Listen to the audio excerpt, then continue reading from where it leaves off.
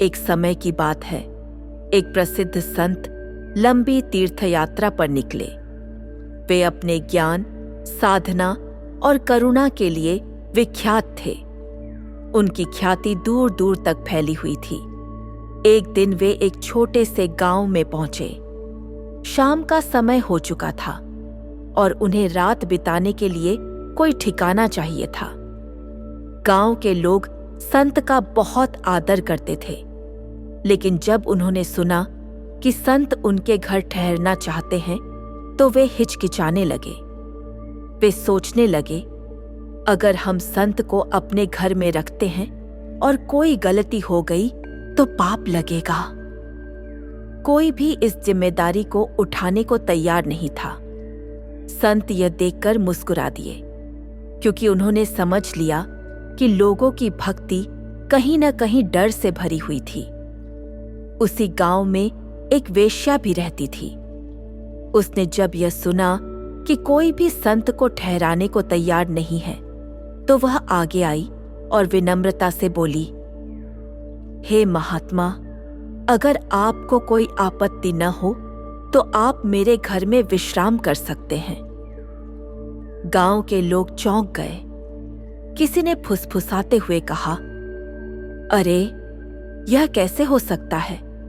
संत और एक वेश्या के घर, यह तो पाप है। दूसरे ने कहा, अगर संत वहां गए तो उनका सम्मान खत्म हो जाएगा। लोग क्या कहेंगे? लेकिन संत मुस्कुराए और बोले, मैं शरीर की पवित्रता नहीं, आत्मा की पवित्रता देखता हूं। अगर यह स्त्री सच्चे मन से मुझे ठहराना चाहती है तो मैं उसके घर जरूर जाऊंगा। लोगों के चेहरे पर चिंता और क्रोध साफ झलक रहा था। लेकिन संत वेश्या के घर चले गए। वह स्त्री बहुत विनम्रता और श्रद्धा से संत की सेवा करने लगी।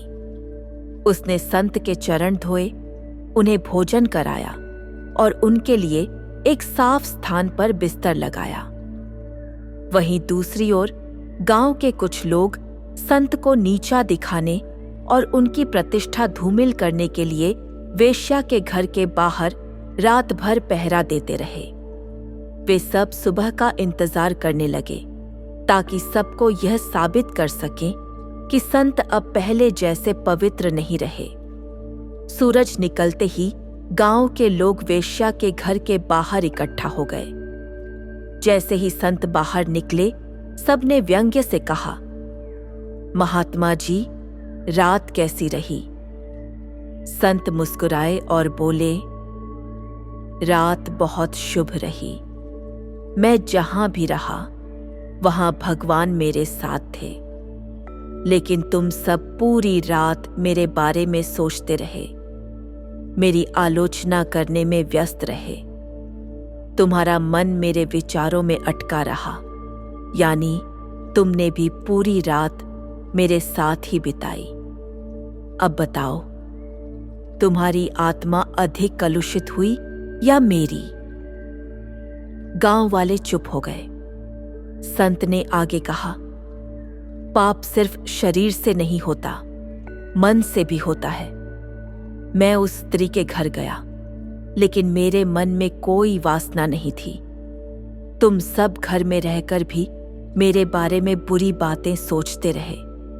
अब सोचो, असली पापी कौन? संत की बात सुनकर वेश्या की आंखों से आंसू बहने लगे। उसने कहा, हे महात्मा, आपकी उपस्थिति ने मुझे बदल दिया। अब मैं यह जीवन त्याग कर ईश्वर की भक्ति में अपना जीवन समर्पित करूंगी। संत ने उसे आत्मज्ञान और ध्यान की गहराइयों में प्रवेश कराया। धीरे धीरे उसकी चेतना निर्मल होती गई और एक दिन वह सच्चे आत्मबोध को प्राप्त कर सकी। गांव के लोगों ने यह देखा और चकित रह गए। वे जो पहले उसे तिरस्कार की दृष्टि से देखते थे, अब सम्मान से देखने लगे। संत ने जाते जाते गांव वालों से कहा, पवित्रता हृदय में होती है। न कि बाहरी स्वरूप में। जो दूसरों को तुच्छ समझता है वह स्वयं अहंकार के बंधन में है। प्रेम और करुणा ही मुक्ति का मार्ग है। इस प्रकार संत ने न केवल उस स्त्री को बल्कि पूरे गांव को एक नया दृष्टिकोण दिया, जहां सच्ची भक्ति भय से नहीं, प्रेम से उत्पन्न होती है।